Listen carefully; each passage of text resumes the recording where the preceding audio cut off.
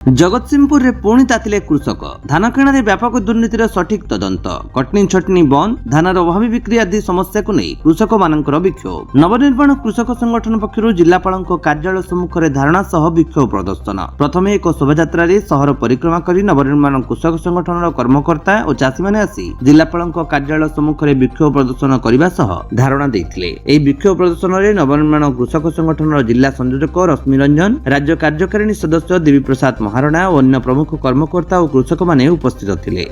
रश्मि रंजन नवनिर्माण कृषक संगठन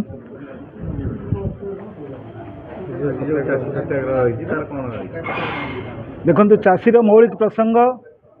जे चाषी उत्पादित द्रव्यर उपयुक्त मूल्य यथा धानर अभाव बिक्री बंद करने सहित बिना काटरे जगतसिंहपुर जिलार समस्त बड़का धान बिक्री हवा सहित ओडिशार स्वच्छतार सहित धान बिक्री व्यवस्था हवा दरकार। ये हूँ आम दाबी। ये दाबी को दीर्घ दिन धरी आम उपस्थापन कलापर प्रशासन विभिन्न समय आम सहित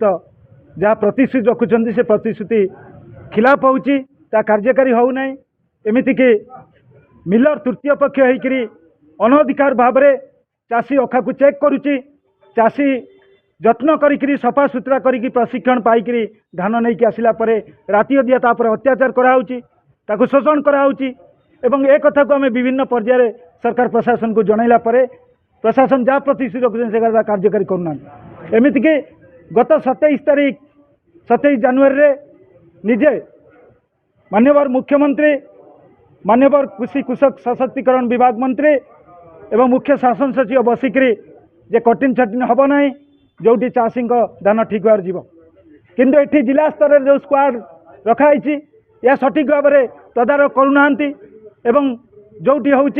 मिलर उपर छाड़ी दौरान मिलर तृतीय पक्ष मिलर किए मिलर जंत्रण चाषी छटपट हो चाषीर कंठरोध कराऊँ चाषी को अत्याचार कराऊँ प्रशासन मिलर एवं मंत्री भितर कौन मधुचन दिखाई जार परिणाम आज चाषी भोगुची चाषी धान क्विंटाल पिछा 5 केजी 6 केजी कटा जापर अखा एवं अन्य आनुषंगिक क्षेत्र में अवहेला कराऊँ। ये कथार प्रतिवाद करके गत 7 तारिख आम जनइलु अतिरिक्त जिलापाल एवं उपजिलापाल जगतसिंहपुर उपस्थित होकर आम जहाँ प्रतिश्रुति देते गोटे चिठी मात्र कले किंतु कार्य सब ओलटा है से तार प्रतिवाद रे आमर जी राष्ट्रीय संयोजक अक्षय कुमार संगठन से राज्य स्तर में भुवनेश्वर में एवं सुधा गत 15 तारिख अनिर्दिष्टकालीन सत्याग्रह अनशन में बस रही से अनशन को समर्थन जन आज जगतसिंहपुर जिला शाखा चाषी समूह एवं संगठन पक्षर आज आम समवेत होइचु जोटी वरिष्ठ सम्मान्य संगठक चाषी बंधु मैंने आज उपस्थित अच्छा कहबार कथा है जे जगतसिंहपुर जिले में धानर अभाव बिक्री बंद करा जाऊ मिलर मनमानी पर नियंत्रण करा जाऊ एवं चाषीर धान को स्वच्छतार सहित उत्तरदायी सहकारे सरकार समस्त बड़का धान सठिक समय मध्य किणतु यह आमर दाबी। एक कथा विशेष भाव में प्रशासन ठारू आम उत्तर आशा करूँ एवं आज पुणी माननीय मुख्यमंत्री को ओडिशा को मेमोरांडम दिजार कार्यक्रम रही। नवनिर्माण कृषक संगठन राज्य कार्यकारिणी सदस्य मु देवी प्रसाद महारणा।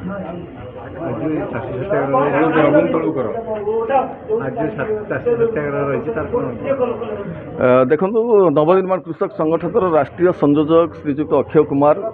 आज को 10 दिन धरी भुवनेश्वर धारणा बसुँच अनशन बसुँच यार एकमात्र उद्देश्य हूँ जे मंडी में जो कटनी छटनी होती बंद करूँ एवं अभावी बिक्री को बंद करूँ समस्त बड़का धान को चाषी ठार किणापी सरकार व्यवस्था करूँ। ये कथा मुख्यमंत्री माननीय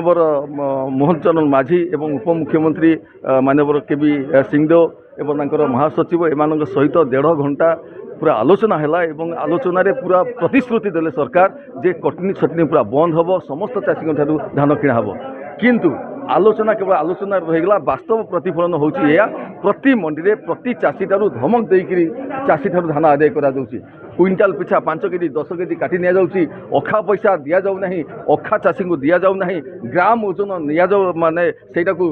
रखु नाहंती ताकू मध्य काटी नउचंती एवं लोडिंग अनलोडिंग बाबद रे मध्य चाषी ठार 10 टका 15 टका 20 टका आदाय करा जाउची प्रति क्षेत्र रे चाषी ठार केमती पैसा चोरी करा हबा ता पई पूरा सुंदर व्यवस्था तैयारी करछन तेणु याकू प्रतिवाद करी आमे आज प्रतीकात्मक भाव आसु एठी धारणा दवा पई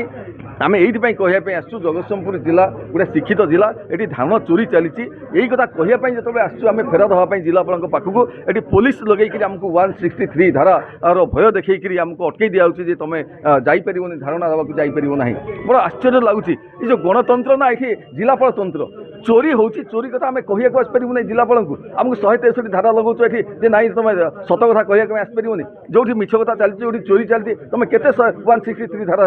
ସେଠି ଲଗେଇଛ। ଆଗାମୀ କାର୍ଯ୍ୟପନ୍ଥା ହେଉଛି ଯେ ଆମେ